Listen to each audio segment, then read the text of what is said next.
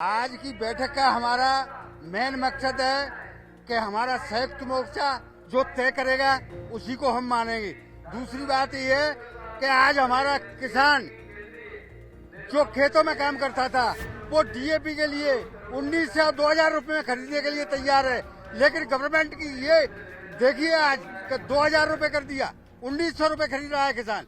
ये नहीं, कोई भरोसा नहीं है। जबकि किसान विरोधी नीति जो आदमी ला सकता है, जो सरकार ला सकती है, वो किसान कभी अब धोखे में आने वाला नहीं है, न ही हम भरोसा करते हैं। उत्तर प्रदेश की राजधानी लखनऊ में संयुक्त किसान मोर्चा ने महापंचायत बुलाई है। ये पंचायत है तीनों कानूनों के वापस लेने के बाद आगे की रणनीति के लिए। हम मौजूद हैं लखनऊ के इको गार्डन में, जहां दोपहर 12 बजे राकेश टिकैत पहुंचेंगे और इसके साथ ही किसानों के साथ में संवाद होगा कि आगे की रणनीति क्या होगी। क्योंकि एक तरफ सरकार ने तीनों कानूनों को वापस लेने की बात की है, लेकिन अभी भी संयुक्त किसान मोर्चा और तमाम संगठनों का मानना है कि एमएसपी पे कानून बनना चाहिए।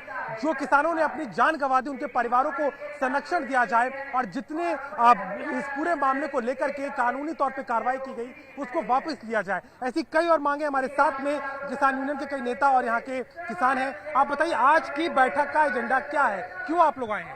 देखिए, आज की बैठक का हमारा मेन मकसद है कि हमारा संयुक्त मोर्चा जो तय करेगा उसी को हम मानेंगे।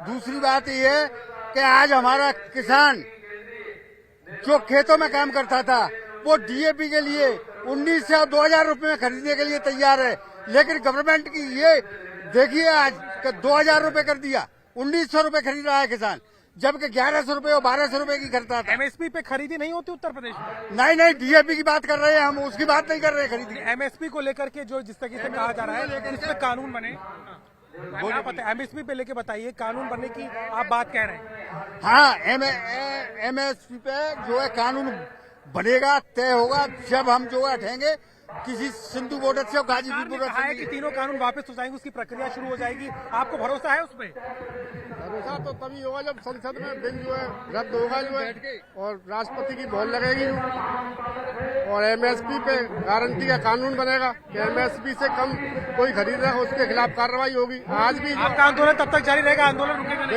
बिल्कुल मुकम्मल जारी रहेगा जब तक जो है एमएसपी पे खरीद की गारंटी नहीं होती। क्योंकि यूपी में 10% अनाज की खरीद होती है एमएसपी पे, बाकी जो है औने पौने दामों में बेचना पड़ता है। जो धान की जो एमएसपी तय की थी उससे 12 से 19 से कुछ भी की थी, 12-13 से में धान बेचना पड़ा है। तो स्थिति बहुत भयंकर है। किसान क्या सरकार के रवैये पे भरोसा है आपको? सरकार का जो रवैया है, केंद्र सरकार मोदी जी ने कहा भी था कि हम वापस ले रहे हैं, वैधानिक कार्रवाई शुरू हो जाएगी, आपको भरोसा है? नहीं, कोई भरोसा नहीं है। जबकि किसान विरोधी नीति जो आदमी ला सकता है, जो सरकार ला सकती है, वो किसान कभी अब धोखे में आने वाला नहीं है, न ही हम भरोसा करते हैं कि ये एक काला कानून वापस ले ले, उसके बाद हमारी एमएसपी लागू नहीं करे, समर्थन मूल्य पूरा हमको नहीं दे, तो भी हमारे लिए नुकसान ही नुकसान होगा।